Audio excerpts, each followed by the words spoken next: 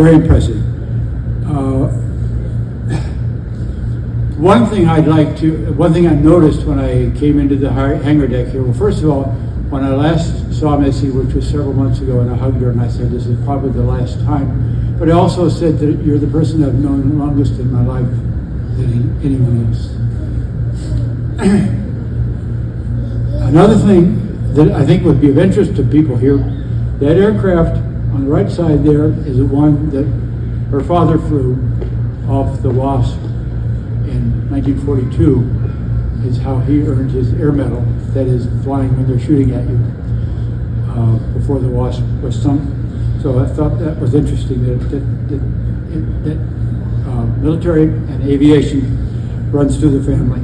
I want the children to know that this is mostly about your mother, not about your father, but I've always admired your father. I've always been proud to say that I've been associated with someone who had the right stuff. He did, and everybody here should know what I mean by that. But here's what I decided to talk about, and that is that Missy has had a multi-generational impact. This is from her grandmother, her diary. I had Claudia, my daughter, go through it. When I was visiting Missy the last time, I saw this stack of diaries that my grandmother had.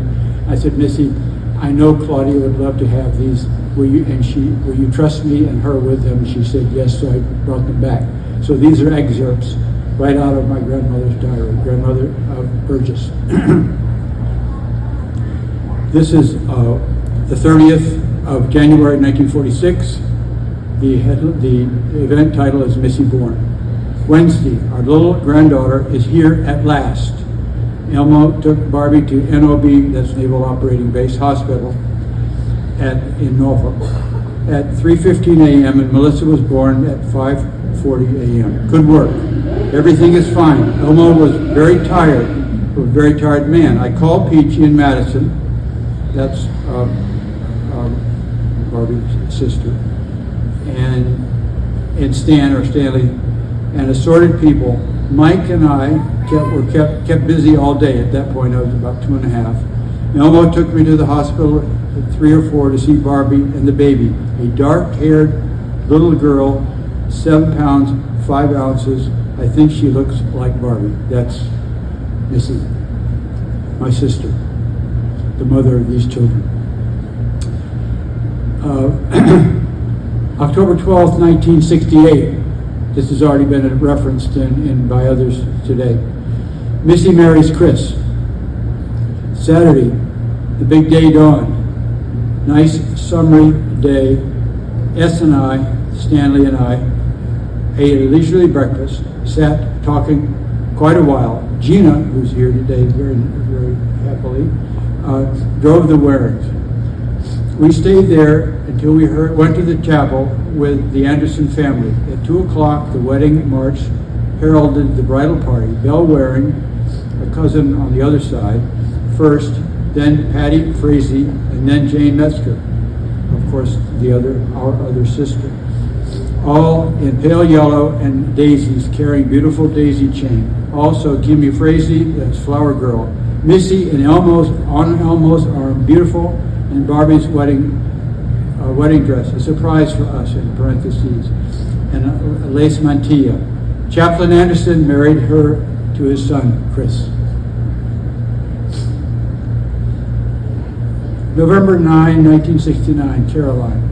Sunday, our big news, Elmo and Barbie phone. Missy and Chris have a baby girl, born early today, Kingsville, Texas, 5 pounds, 6 ounces, small but healthy, everything okay. Baby name, Caroline Clay. November 22nd, 1970, Michael. Sunday, Elmer drove down from Point Magoo, got here about 8:30.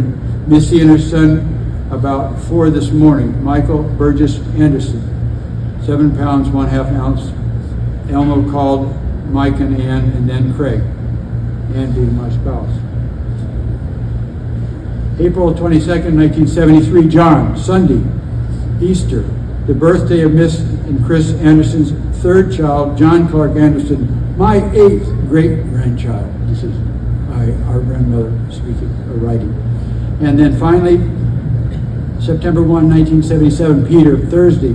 Here we are, another month, just as I started to write this. Barbie and Elmo phone from New Hampshire to tell the birth of a boy to Missy and Chris, Peter Waring Anderson. And I feel that, just to let you know, this family goes back generations of people appreciating how wonderful they are.